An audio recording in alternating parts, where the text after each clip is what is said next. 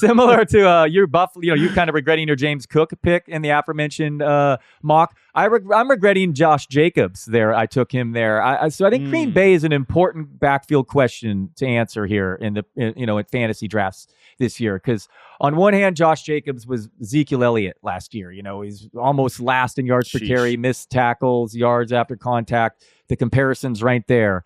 But then on the other hand, he was holding out there. So you got to give him some slack for that. He is dealing with a quad injury. He led the NFL with average number of defenders in the box against 7.2. And now he's joining this amazing system in Green Bay, presumably signed to be a workhorse.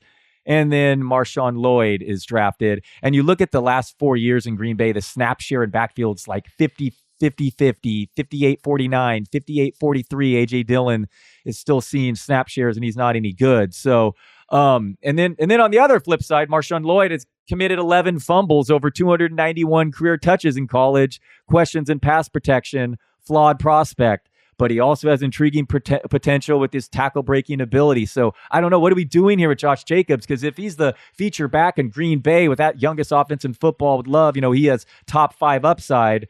But I'm looking at these backfield splits in Green Bay and with the drafting of Lloyd, and I move Jacobs behind Pacheco, behind Joe Mixon. That's kind of where I'm at. Yeah, I'm with you that I thought I was going to have conviction on Josh Jacobs as a guy I wanted to target just based on what you said. Potential feature back in Green Bay, an offense that I think is ascending. I love Matt Flores as a coordinator or, play caller. He's obviously head coach. I love just the way this offense sets up with Jordan Love. Like I said, on the rocket ship, man, I think that they signed Josh Jacobs because they want to be, he was going to give them more ability to run multiple run schemes, a lot more gap stuff, which is what this tree of coaches are kind of moving towards now. We've seen the 49ers move that way. The Rams obviously pivoted hard in that direction. I think the Packers want to have a tougher, more physical run game than necessarily. I mean, Aaron Jones, great player, but maybe that was kind of the logic of choosing Josh Jacobs over Aaron Jones. And then they draft MarShawn Lloyd, and now I have the devil on my other shoulder saying Green Bay always splits the backfield. Matt LaFleur always wants 2 guys, that whole thing. So now I'm totally out of whack here with Josh Jacobs, and also, what your first point there is important to bring up. Josh Jacobs was not good last year. And he's not been an efficient back for most of his seasons. I know Andy always was quick to kind of write that off and be like, you look at tackle breaking metrics, Josh Jacobs is a good player, but just from an overall efficiency standpoint, that's concerning. But at the same time, it's the Raiders, and you can see I'm talking myself in multiple different directions here. Exactly. Because yeah, I could see by week 5, anybody that hardcore fades Josh Jacobs just looks like an idiot.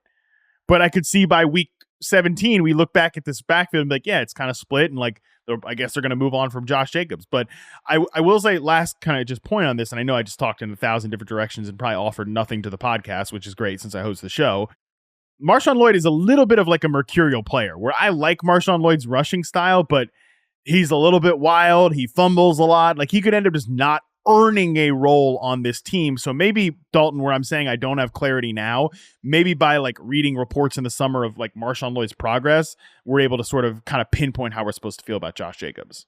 Yeah, it's just a situation in Green Bay to really pay attention to, because on one hand, a ton of upside for Jacobs. I mean, Lloyd, again, 11 fumbles and 291 career touches, and this offense could be top 5 in football. On the other, it's just basically a 1-year deal, and Jacobs is if you look at his weighted opportunities versus his expected fantasy points, he historically underperformed it last year, and people don't typically bounce back from that. So there's totally, I could see 2 sides here. So pay attention to Green Bay's backfield.